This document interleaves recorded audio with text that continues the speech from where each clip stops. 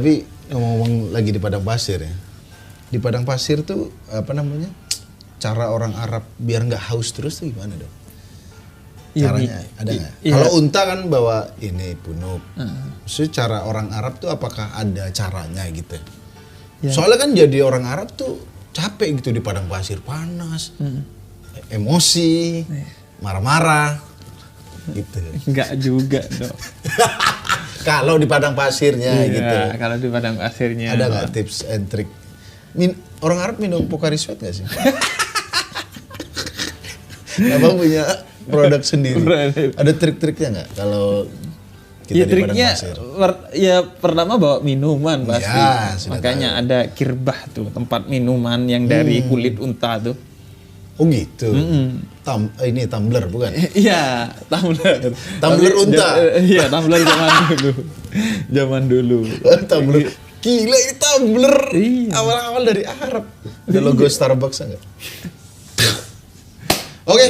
Nah, sama juga ya persiapan dong. Oh gitu. Anda jangan mau jalan ke gurun pasir, mampir di gym dulu. Jadi dipersiapkan dulu. Iya. Oke, ya udah kalau begitu seperti biasa di Pemuda Tersesat kita sudah menghimpun pertanyaan-pertanyaan yang saya nih petugas yang ngumpulin ya di akun Yayasan Pemuda Tersesat 666. Makanya kualitas pertanyaannya sweet. Karena soalnya Anda yang nyeleksi. Kru MLI tidak sanggup menseleksi pertanyaan-pertanyaannya ya kan. Langsung pertanyaan pertama dari Mas Andi. Beb mau tanya, kalau kita di neraka lama sekali, apakah tubuh kita bisa beradaptasi terhadap suhu? Jadi ada orang di neraka kepanasan, apakah lama-lama biasa aja nih gitu.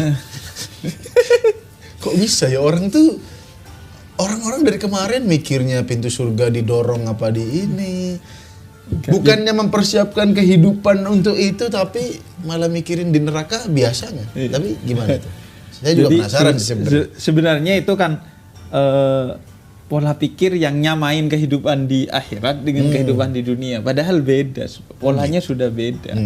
Makanya dulu pernah ada yang nanya kan, nanti kalau dibakar terus di akhirat kita jadi abu gimana? Udah kelar kan siksaan kita? Ya enggak dong, dibangkitkan lagi sama Allah. Jadi abu lagi, dibangkitkan lagi. Nah begitu juga di neraka. Jadi nggak ada istilahnya kebal neraka, maaf nggak ada kebal neraka. Kalau memang itu terjadi dari sekarang aja lu di sauna ya kan, mana-mana AC dimatiin. Kamu kenapa sih suka matiin AC? Siap-siap masuk neraka.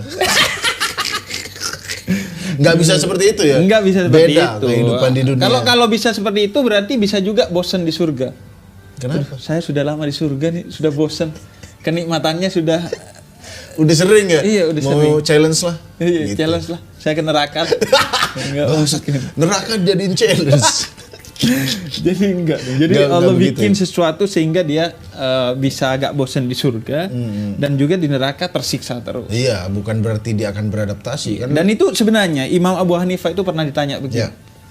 Nanti jin itu kan terbuat dari api. Nah, itu juga pertanyaan. Kalau dimasukkan ke neraka, dibakar pakai api, gimana? Kan nggak ada gunanya dong. Terus sama Imam Abu Hanifah ngambil tanah. Dia gumpalin sampai besar, dia lempar ke orang itu. Jepret. Anda dari tanah, tapi dilempar tanah sakit enggak? Sakit. Itu logikanya begitu. Logikanya begitu. Itu pemuda tahun berapa itu kejadian? Udah berapa abad yang lalu sudah. Pemuda tersesat sudah berabad-abad nggak habis-habis kan, itu pertanyaan tipikal pemuda tersesat. Tipikal pemuda tersesat itu pertanyaannya. Sama aja akhirnya gitu. Jadi tetap tersiksa ya? Iya, intinya beda lah pola pikirnya, strukturnya antara di dunia dan di akhirat. Nah kalau orang tuh nggak bisa berpikir sampai akhirat, akhirnya ya kayak Bang Haji Roma Irama bilang. Apa? Kenapa yang asik-asik diharamkan? Itu nyanyian setan. Nah, ada tuh. Mohon maaf, yang asik-asik itu diharamkan. Sebenarnya nggak asik itu. Sebenarnya nggak asik. Dia ngerasa asik karena dia mikirnya di dunia aja. Minuman keras ya asik kalau di dunia saja, tapi di akhirat Anda minumnya di dunia cuma 50 tahun. Balasannya nanti di akhirat kekal. Jadi bayangin bukan 50 tahun dan balasannya jauh lebih dahsyat. Jadi gak asik sebenarnya. Nggak asik sebenarnya. Keras. Mungkin ilusi doang ya. Ilusi. Sama dengan sholat gitu. Capek. Iya capeknya paling 50 tahun. Sholat umur kita 50 tahun kan paling. Tapi kan kenikmatannya di akhirat nanti abadi. Jadi sebenarnya yang asik justru sholat. Nah, mumpung lagi ngomongin sholat, ini ada pertanyaan yang berhubungan dengan sholat nih. Ini pertanyaan cukup panjang dari Dayus Syahri. Tersesat, astagfirullah. Jadi gini Bib, dalam Islam meminta bantuan kepada jin atau kodam itu kan musyrik. Teman saya mengakui kalau dia pakai yang seperti itu untuk jaga diri, dan saya perhatikan dia jadi lebih giat untuk beribadah. Pertanyaannya, apakah saya boleh mengikuti rekam jejaknya untuk memakai kodam dengan niat agar rajin ibadah? Jadi dia mau pakai jin biar rajin ibadah. Gimana tuh Bib? Memang nggak cukup gitu dirinya sendiri. Ceramah Habib ini nggak cukup. Ceramah Habib, ceramah di mana-mana, buku Habib beredar di mana-mana, masih nggak cukup loh. Jadi kan gini, memang jalur hidayah itu memang nggak bisa kita bilang oh dari sini dari situ. Kan bisa macam-macam. Ada orang yang dengerin ceramah saya nggak berubah gitu. Kan jelas contohnya. Ada loh orang yang setiap pemuda tersesat mendengarkan ceramah saya. Ada. Dia gak berubah-ubah. Bahkan Dustin kemarin. Kan dia gara-gara sama cewek-cewek. Iya. Setelah dari sini, apa yang terjadi? Tobat. Tambah parah. Kemarin sebelum dari sini, sebelum dari sini, ya kan dia cuma sama cewek-cewek doang. Iya. Ya kan lihat Dinar Candy pakai bikini. Setelah dari sini, dia mandi bareng Dinar Candy di kolam renang. Iya. Dustin, bangsat Anda ya. Nanti saya akan panggil lagi bersama Dinar Candy. Oh, enggak. Kan ya makanya itulah tugas Nabi dan pengikutnya itu, pendakwah itu hanya menyampaikan. Dia mau ikut gak ikut ya terserah dia ya. Nah, dan memang nggak dijamin orang yang punya pikiran benar pasti melakukan kan enggak. Karena itu orang yang berilmu itu kalau nggak mengamalkan ilmunya juga dikutuk. Oh, gitu. Katanya seperti keledai kata Quran.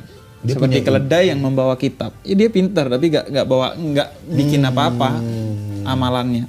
Nah, ya kadang bisa jadi dari jin, ketika diceramain jin dia justru sholat gitu. Bisa jadi. Kan kita nggak tahu jalur hidayah kita kan. Siapa tahu jin tuh yang nyeramain dia. Iya. Nah, jadi sebenarnya baik jin dan manusia itu dalam Islam itu diwajibkan untuk beribadah. Wa ma khalaqtul jinna wal insa illa liya'budun. Jadi ibadah itu bukan hanya manusia, jin juga disuruh beribadah. Nah, menurut para ulama, termasuk ulama seperti Ibnu Taimiyah sekalipun, itu memperbolehkan keduanya bekerja sama dalam kebaikan dan dengan cara yang baik. Dengan cara yang baik. Misalnya jin teguh memotivasi manusia. Iya kan? Siapa tahu ada motivator namanya Jin Teguh anjir. Jin Teguh. Iya. Memotivasi manusia untuk ibadah dan dengan cara yang baik ya. Itu enggak apa-apa. Jin Teguh anjir. Dengan cara yang baik. Punya anak Kiswijin. Boleh gitu. Boleh. Ya? Begitu juga manusia. Manusia punya khodam jin. Tapi khodamnya ini digunakan untuk kebaikan. Ya gak apa-apa. Misalnya khodamnya buat nakut-nakutin Coki. Biar dia percaya jin, kemudian dia mikir, oh iya jin ada. Masa Tuhan gak ada? Nah, masalahnya dia jin percaya, Tuhan belum. Oke, ini pertanyaan terakhir. Ini dari seputar anime.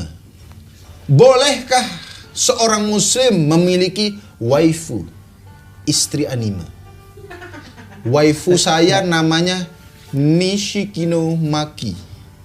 Beb, gimana? Jadi sebelumnya saya udah googling mentang-mentang kemarin kita bahas wifi, ini waifu. Saya kira punya wifi loh. Saya kira juga waifu, ternyata waifu jadi istri anime. Saya sempat meragukan ini bercanda. Ternyata saya search di Google. Memang gak bercanda? Gak bercanda ini, Beb. Jadi ada beberapa foto tadi karakter anime itu kartun Jepang, di print di bantal. Nah, terus itu dibuat tidur, dipeluk-peluk gitu. Masih merasa aneh di situ. Ini ada yang lebih parah lagi. Ada orang menikah dengan anime. Lelaki Jepang bisa wujudkan impiannya menikahi karakter anime. Kayaknya kita perlu buka donasi untuk bangun masjid di Jepang, diperbanyak masjid. Untuk memberantas wibu ya. Iya. Wibu-wibu Jepang nih ya. Sebelum masuk ke hukum ya. Kalau ada orang bilang nih ke KUA ya kan, kantor urusan anime.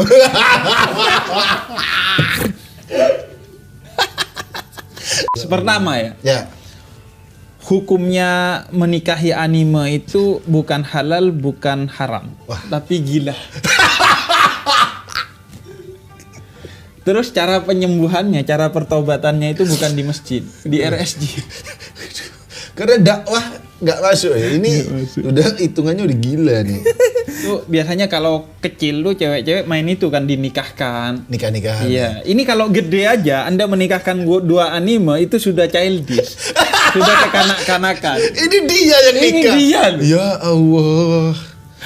Tolong. Ini orang Jepang nih, namanya adalah Akiho Kondo. Tolong buat Mas Akiho Kondo. Anda pemuda tersesat cabang Jepang Anda ya kan. Nah, itulah dia pertanyaan dari pemuda tersesat.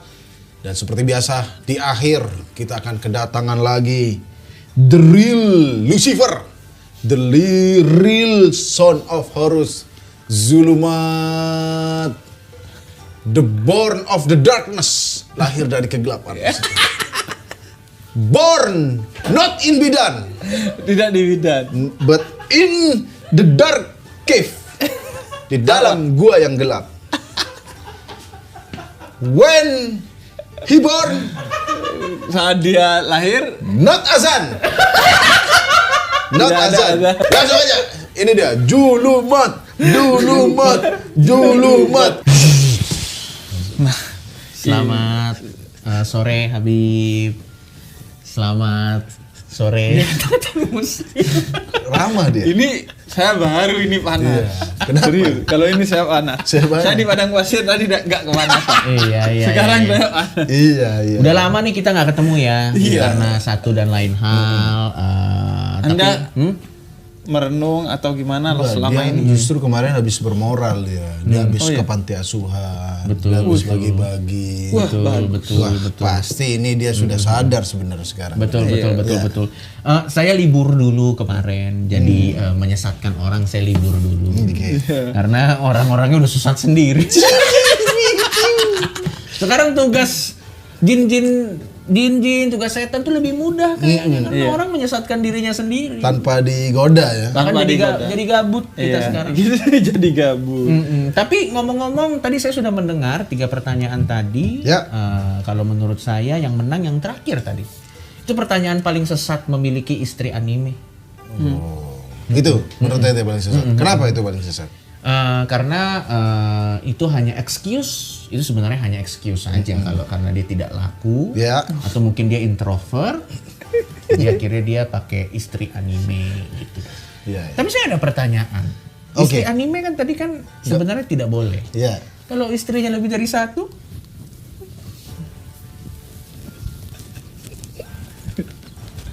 atau kalau dia anime, istrinya anime tapi poligami. Poligami.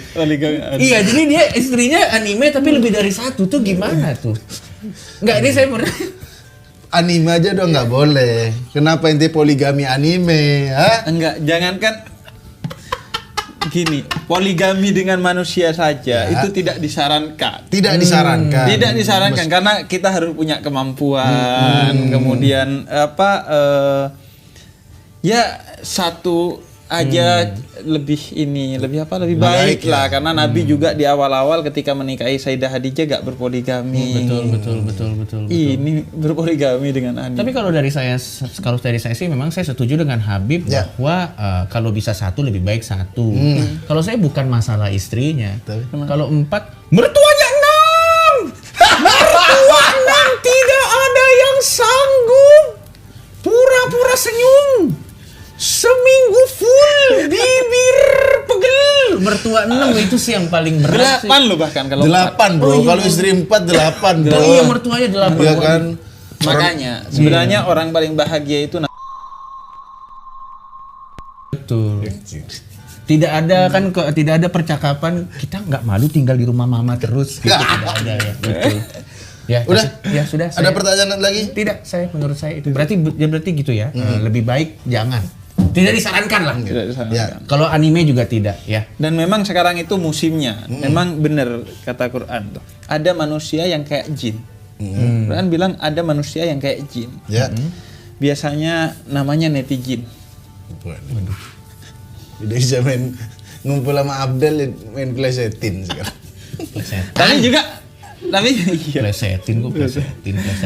Tapi juga ada jin yang kayak manusia gitu, bahkan lebih baik dari manusia. Yang beribadah itu.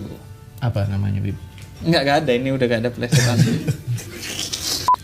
Nah, kalau begitu yang terakhir dari saya, saran dari saya adalah kita mengikuti kebudayaan Indonesia saja. Ya. Apa itu? Di mana menikah dengan jin. Ada loh di Indonesia menikah dengan jin ada. Dengan kuntilanak. Anda hanya modal paku ditaruh di kepala. Ada pernikahan sama jin. Ada. Iya. Ada nikah sama jin. Tidak punya mertua. Kan? Tidak perlu dinafkahi, Anda yang dibikin makmur. Jadi semacam pesugihan. Tapi tinggal di kuburan, nah. Mau ente. Perumahan tinggal di pohon asem mau ente.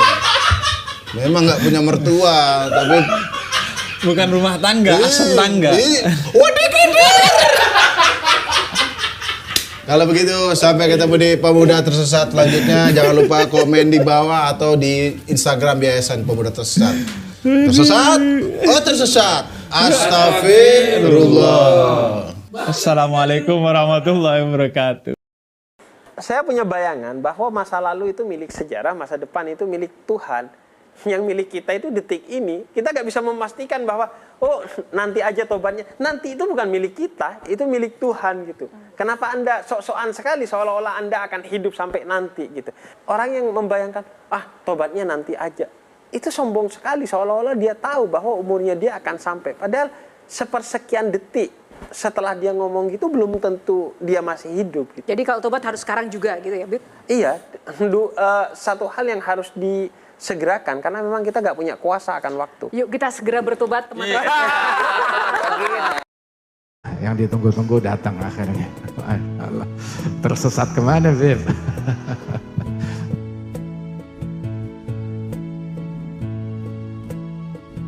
Nabi Muhammad SAW mengajarkan bahwa beliau itu selalu melupakan keburukan orang lain kepada diri beliau walaupun begitu besarnya, dan beliau selalu mengingat kebaikan orang lain kepada diri beliau walaupun begitu kecil dan remehnya bagi orang lain, tapi tidak ada yang kecil dari kebaikan itu di mata Nabi Muhammad karena beliau diajari langsung oleh Allah Subhanahu wa taala, "May ya'mal mithqala dzarratin khairan yarah." Dalam satu riwayat dalam Sahihul Bukhari wal Muslim, ada seorang perempuan bernama Ummu Mahjan suka mengumpulkan sampah di sekitaran masjidnya Nabi Muhammad sebagai bentuk khidmat beliau kepada Nabi Muhammad.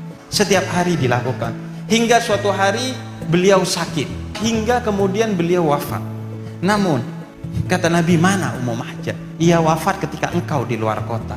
Tidak ada yang biasa dari kebaikan sekecil apapun yang diberikan di jalan Allah. Sehingga kata Nabi, "Antarkan aku ke makamnya Ummu Mahjan."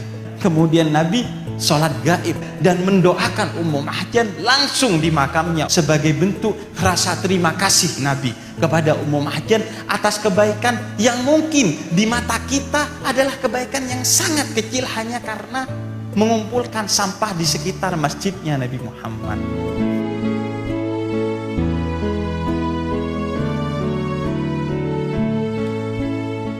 جئتنا نورا مبينا تغرس الإيمان فينا أحرص الناس علينا أقرب الناس إلينا كل نفس تقول نفسي إلا الحبيب